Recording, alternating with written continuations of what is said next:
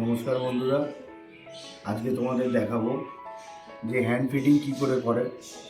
তো আমার দেখো এই পাখিগুলোকে ওর বাবা মা ফেলে দিয়েছিল হাঁড়ি দিয়ে। তো দেখো একে আমি এখন হ্যান্ড ফিডিং করাবো। বিভিন্ন রকম ফিডিং পাওয়া যায়, হ্যান্ড ফিডিং পাওয়া যায় বিভিন্ন পেট শপে। তো আমি আমাদের নলেজে দেখো নেস্টাম রাইস, এটা এখন 189 এর এমআরপি হয়েছে। দেখো এমআরপিটা দেখো 189। তো এটা দিয়ে আমি আজকে হ্যান্ড ফিডিং করাবো। আর এর মধ্যে নিয়ে নিয়েছি 2-3 ড্রপ দেখো নিউপ্যাপটাইন, এটার এমআরপি হচ্ছে 167। তো এইটা এর মধ্যে পরিমাণ মতো তোমরা যেরকম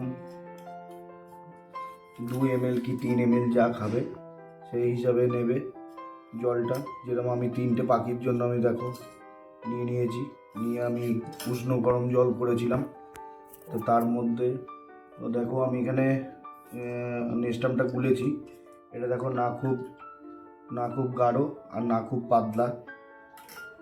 আর এর মধ্যে 4 ড্রপ মতন আমি নিউপ্যাপটাইন দিয়েছি। তো দেখো এই পাখিটা দেখছো, এর মুখ তুলে এখন বসে আছে। এ পুরো মানে ঝিমিয়ে গেছিল, পুরো মাথা পাতা নিচু করে ফেলেছিল। তো এর পটি হয়েছিল, তো ওইটা এখন ঠিক আছে। একে কালকে ওষুধ খাওয়ানো হয়েছে, এখন ঠিক আছে। আমি একে দেখো কীভাবে হ্যান্ড ফিডিং করাবো, কিন্তু খুব সাবধানে। এই সিরিঞ্জের মধ্যে দেখো ভাল্ব টিউব আছে। আমাদের যে কোনো সাইকেলের দোকানে দেখো ভাল্ব টিউব পাওয়া যায়, এটা রাবারের হয়। যে কোনো স্টিলের বা কিছু একটা দিলে সেটা একটা রিস্কের ব্যাপার থাকে, কেননা এদের যে খাদ্যর যে থলিটা আছে ওটা খুব সেন্সিটিভ হয়, যার জন্য এদের লেগে যেতে পারে। তো এইটা দেখো ভাল্ব আছে, ভাল্বটা দেখো আমি এই ভেতরে ঢুকিয়ে দিলাম। এবার এটাকে আস্তে আস্তে তোমাকে পুশ করতে হবে।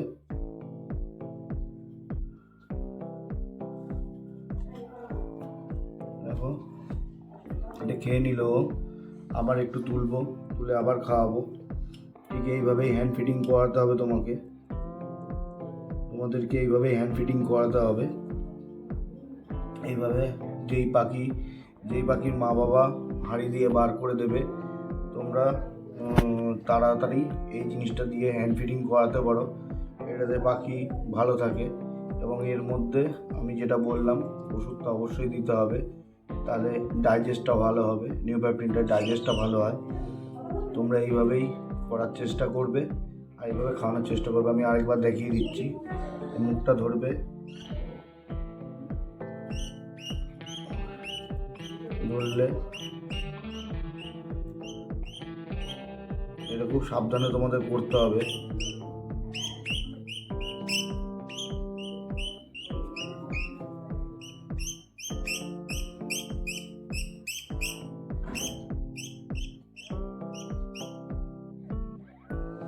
এইভাবে তোমাদের পাখি দেখো, এই দেখো ওর থলিটা দেখো, খাবারের থলিটা দেখো, এই যে একটু ভরেছে।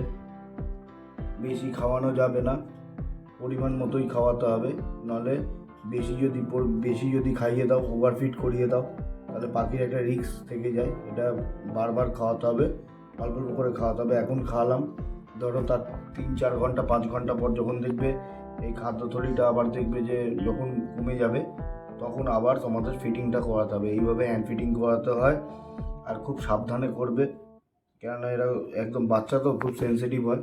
তো সেইভাবে করার চেষ্টা করবে। ওকে, থ্যাংক ইউ।